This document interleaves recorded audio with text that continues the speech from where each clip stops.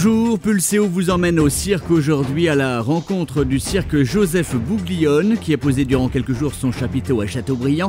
Le cirque Bouglione est né après la Première Guerre mondiale, fondé par les 4 frères Bouglione, Sampion, Joseph, Alexandre et Firmin.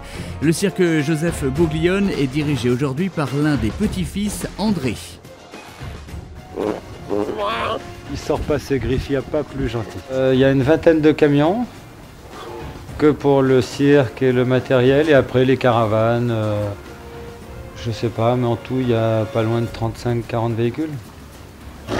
En comptant aussi les petits campings, si vraiment on fait tout le convoi. Moi avant, quand je suis né, on faisait les villes d'un jour.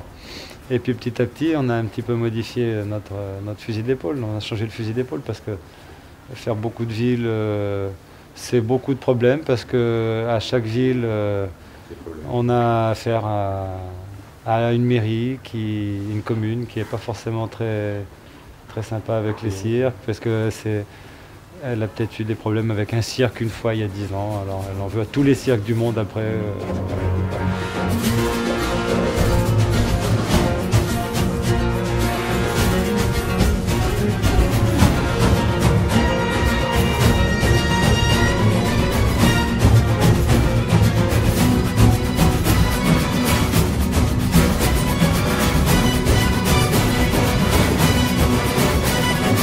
Le cirque Bouglione est né en tant que cirque après la Première Guerre mondiale. C'était mon arrière-grand-père et ses 4 fils. C'est les 4 frères Bouglione qui après sont devenus célèbres. Il y avait Sampion, Joseph, Alexandre et Firmin. Ils ont basé leur réputation à l'époque sur le dressage des lions, des fauves en général. Et puis quand ils ont commencé à faire du cirque après la Première Guerre mondiale, ils ont eu des éléphants et des chevaux. Et c'est là que c'est parti. Ça s'est resté en famille. Mais déjà, c'était déjà une famille de dresseurs. Ils avaient des ours. Encore avant d'avoir des lions, ils avaient des ours. Mon premier ancêtre qui est passé en France en 1830, il était propriétaire c'est marqué sur les papiers comme ça, possède 2 femmes et un ours. Alors, c'est assez rigolo à voir.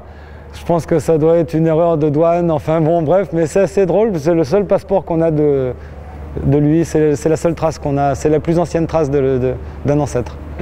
Là, on est une trentaine. Alors avec les animaux, ça dépend des sujets. Avec certains animaux, ça va être très rapide et d'autres, ça va être très long. Ça dépend de ce qu'on veut faire et du caractère et du tempérament qu'on a en face de nous. Que ce soit un tigre, un lion, un cheval ou un éléphant ou une chèvre. Le même exercice va être compris tout de suite par un sujet et va prendre un peu plus de temps avec un autre. Alors après, on s'adapte. C'est pas forcément le plus difficile. Les chevaux, c'est long. Les chevaux, c'est très long. Les félins, ça va plus vite, c'est plus dangereux.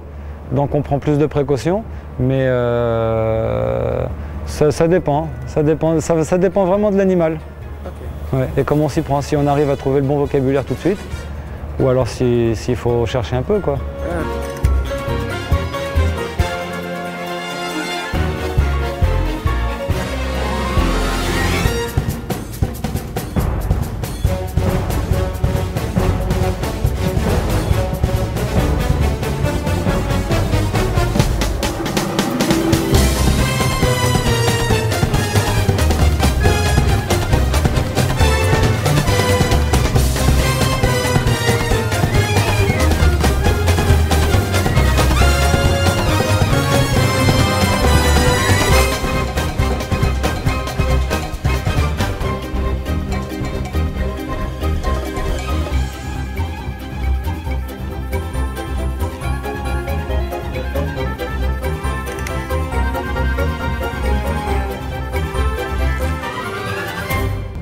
C'est très compliqué, c'est très familial, oui. On recherche ce côté familial, l'ambiance. Comment dire, on n'a pas des numéros à sensation, des gens qui se jettent dans le vide, des choses et tout. On essaie de créer un spectacle. Donc le spectacle, c'est qui? C'est la famille Bouglione de toute façon. Et on essaie de créer une ambiance qui est du début à la fin. On n'a pas de coupure, pas de monsieur loyal qui va vous annoncer les tralala, les paillettes, les plumes, c'est pas notre truc. On a vraiment un côté rétro, familial, et on essaie de faire passer un moment magique aux gens qui s'évadent. Et pour nourrir les stars du cirque Joseph Bouglione, c'est-à-dire les animaux, il faut 1 tonne de foin par jour, 250 kg de granulés et une centaine de kilos de pommes et carottes.